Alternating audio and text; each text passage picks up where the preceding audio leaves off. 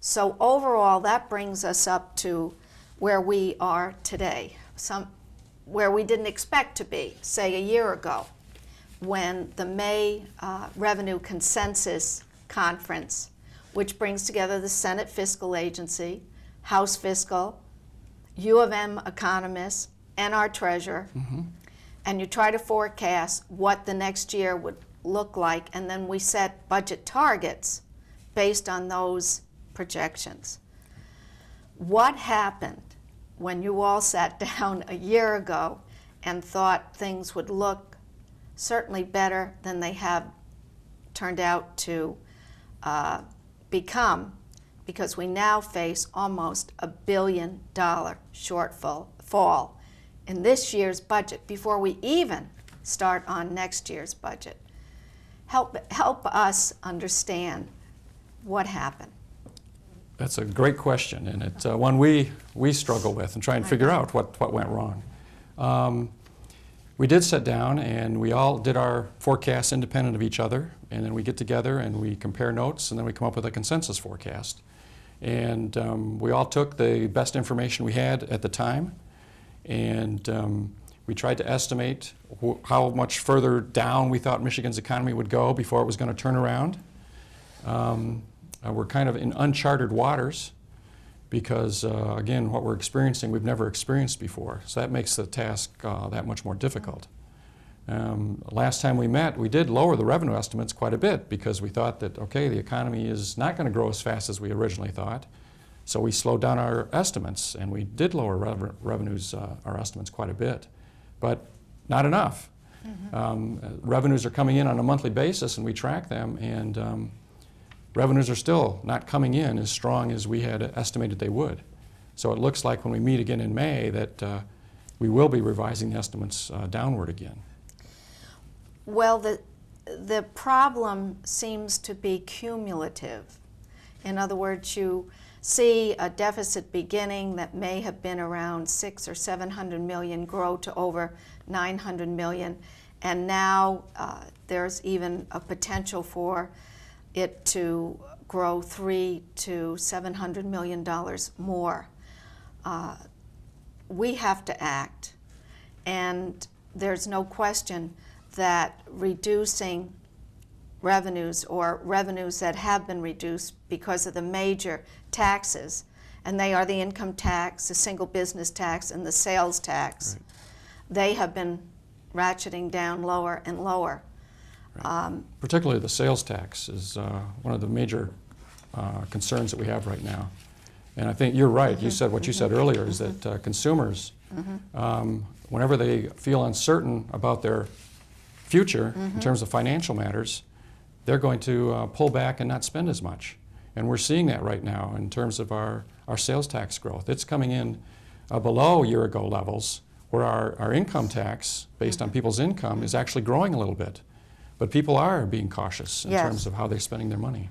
They are being cautious. They are almost constricting spending, and we see that and we feel that. In light of all this, there's the uncertainty about the single business tax being replaced. And I do want our listeners to know that the Senate has acted. We do have a plan, a comprehensive plan that's, well, of course, from my standpoint as a chief author of this, it is equitable, it's fair, it's pro-growth, and it's pro-job creation. It's called the Best Plan for Business and Economic Stimulus Tax. And you can find that on my website at www.senatornancykassis.com. And I urge you to go there and see that plan among the other plans. But this one truly is designed to rejuvenate the small and moderate-sized businesses, our job providers in the state. So that is, we're working on top of the budget deficits to also plan for the future with a more inviting, if you will, business climate here in Michigan, because that underscores everything. You work in the revenue department, you know that budgets really are dependent on how much money, revenue, is coming in through our major taxes. That is what balances the budget for the general fund and our school aid fund. And then there is, of course, the dollars that come in from the federal government. Are those dollars considered restricted funds? Most of the federal money we receive are restricted funds. And it's interesting, over the past 5 or 6 years, the amount of money we get from the federal government has been increasing or growing faster than our own source revenue. So federal aid is becoming a bigger component of our overall budget. That has both good and bad components to it. Right. But yeah, federal aid is a big part of the budget, and most of it is restricted for special purposes. One thing that I think our viewers hear over and over again is that we've cut to the bone. Now that could be seriously debated. Right. We don't think so. And the Senate Republicans did come up with a plan. We passed it to the House to balance this current year's budget with over $900 million in reductions without raising taxes. In fact, as you know, Jay, we also voted down the governor's 2% service sales tax increase. That was done before we left for a short vacation. That was done the end of March. Now the budget that we sent over to the House, they've got to act on. They have yet to do that. But we have balanced. The Senate did balance the 06-07 budget. Mm-hmm. Now the 07-08 budget is still a matter to contend with.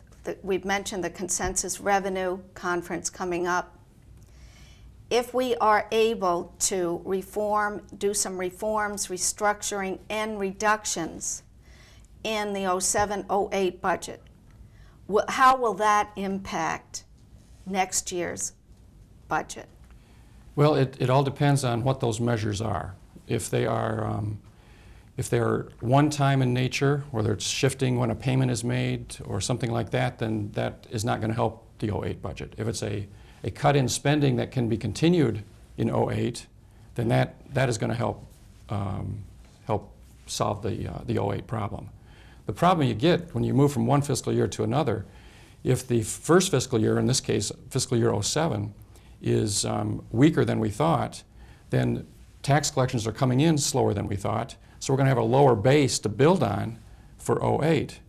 But then if also we're going to slow down the economic growth in our estimates, because we think that's where the economy is headed, then you're building off a smaller base, plus you're growing it at a slower rate. So it's kind of a double whammy, and you do get some accumulation there in terms of the problem growing on you.